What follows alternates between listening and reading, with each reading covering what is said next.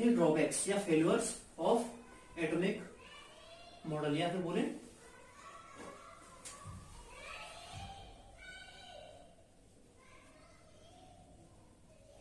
Drawbacks और demerits of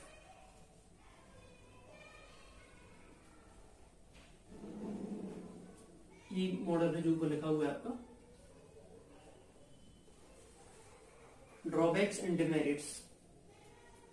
Thompson ने समझाया, उसके बाद रदरफोर्ड ने समझाया। रदरफोर्ड ने न्यूक्लियस के बारे में तो बताया कि उसका पॉजिटिव चार्ज सेंटर पे रहता है, लेकिन न्यूक्लियर की दूसरी चीज बताई रदरफोर्ड ने बताया कि न्यूक्लियस रहता है, न्यूक्लियस के आसपास इलेक्ट्रॉन घूमते हैं, वो ऐसे घूमते हैं रैंडमली।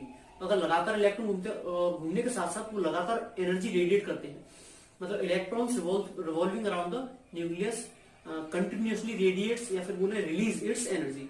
मतलब अगर आप इस तरीके से समझना चाहें तो ये आपका पॉजिटिव चार्ज है, ये आपके इलेक्ट्रॉन्स यहाँ पे मूव कर रहे हैं, तो पहली बात तो रैंडमली मूव कर रहे हैं, इनका कोई ऑर्बिट नहीं होता है, ऑर्बिट के बारे में उन्होंने कोई चर्चा नहीं की थी। और ये जो मूव करते हैं, मूव करने के साथ साथ क्या लगातार एनर्जी भी रिलीज करते हैं। आप सोच के देखिए, एटम के सेंटर पे आपका न्यूक्लियस है और इलेक्ट्रॉन लगातार मूव कर रहे हैं, लगातार मूव करने के साथ एनर्जी रिलीज कर रहे हैं, तो कुछ टाइम बाद एनर्जी रिलीज करते हैं, इलेक्ट्रॉन की एनर्जी रिलीज होगी और इलेक्ट्रॉन हाई लेवल से लो लेवल में आता जाएगा और फाइनली इलेक्ट्रॉन आके न्यूक्लियस में मिक्स होके और आपका इलेक्ट्रॉन प्रोटॉन मिक्स होके न्यूट्रल हो जाएगा और पूरा एटम ध्वस्त हो जाएगा, एक तरीके से खत्म हो जाएगा। तो रदरफोर्ड का जो एक्सपेरिमेंट था, उन्होंने न्यूक्लियस के बारे में तो अच्छा समझाया, लेकिन स्टेबिलिटी ऑफ एटम को उन्होंने नहीं समझाया। तो उनका मानना यह था कि इलेक्ट्रॉन जो आपके न्यूक्लियस के चारों तरफ घूमते हैं वो लगातार एनर्जी रिलीज करते हैं, और लगातार आप सोचिए लगातार एनर्जी रिलीज करेगा तो कुछ टाइम बाद इलेक्ट्रॉन की एनर्जी कम होगी और वो एटम खत्म हो जाएगा। तो अगर बात करें इनका फेलियर क्या था, तो फेलियर ये था कि इन्होंने स्टेबिलिटी ऑफ एटम को ठीक से नहीं समझा पाया था। अगर लिखें what was the failure and demerits या फिर बोले drawbacks of the Rutherford model, तो अपन लिखेंगे he could not explain the stability of atom. अगर पूछा जाए रीजन क्या था, रीजन ये था कि अकॉर्डिंग टू रदरफोर्ड मॉडल या alpha scattering experiment, electrons radius continuous it's energy on revolving around the nucleus.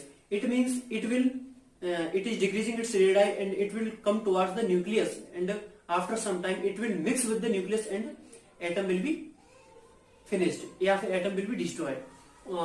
तो इस तरीके से इनका लॉ जो था वो न्यूक्लियस को अच्छे समझाने के बाद इनका कंप्लीटली लॉ नहीं था। या फिर बोले इनका दूसरा फेलियर क्या था, दूसरा फेलियर ये था कि जो इनके बाद जो आए बोर ने बताया था कि बोर का मानना था कि इलेक्ट्रॉन्स जो होते हैं आपके वो ऐसे आवारा या फिर रैंडमली मूव नहीं करते, वो एक फिक्स ऑर्बिट में मूव करते हैं। उनके अलग अलग ऑर्बिट होते हैं, first orbit, second orbit, third orbit, fourth. इस तरीके से जो इलेक्ट्रॉन रहता है न्यूक्लियस के आसपास ऑर्बिट में मूव करता है, और जो आपकी रेडिएशंस निकलती हैं वो एक लाइन स्पेक्ट्रम के फॉर्म में निकलती है। ऐसा नहीं जरूरी कि हर बार निकल रही है, कभी एब्जॉर्ब करता है, कभी वो रिलीज करता है। ये आपका बोर ने बताया था।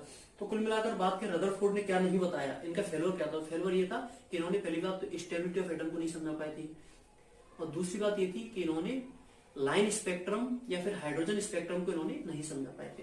ठीक है, तो ड्रॉबैक्स में 2 पॉइंट आएंगे। He could not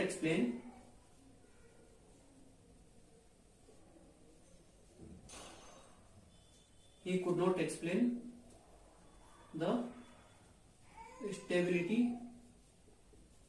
of atom, और दूसरा पॉइंट था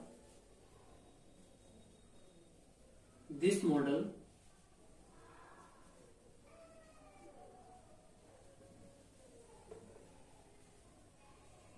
could not explain the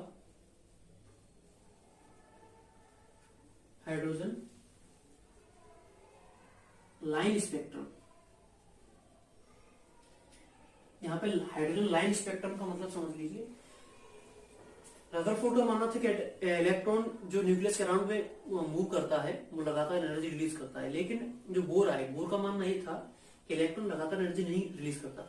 electron nucleus के आसपास एक फिक्स ऑर्बिट में चक्कर लगाता है, और जब भी वो हाई एनर्जी के ऑर्बिट से लो एनर्जी में आता है, आप सोचिए हाई एनर्जी से लो में आएगा, तो हाई उसके पास ज्यादा एनर्जी थी और लो में उसके पास कम एनर्जी, तो हाई से लो में जब जंप करेगा तो कुछ अपनी एनर्जी जो एक्स्ट्रा एनर्जी है उसको रिलीज कर देगा, और जब वो ग्राउंड स्टेट से या फर्स्ट स्टेट से या फिर बोले लोअर स्टेट से हाई में जाएगा, तो लोअर स्टेट में कम एनर्जी की जरूरत थी, जब वो हाई में जाएगा तो ज्यादा एनर्जी की जरूरत होगी, तो वो क्या करेगा, रेडिएशन को एब्जॉर्ब करेगा।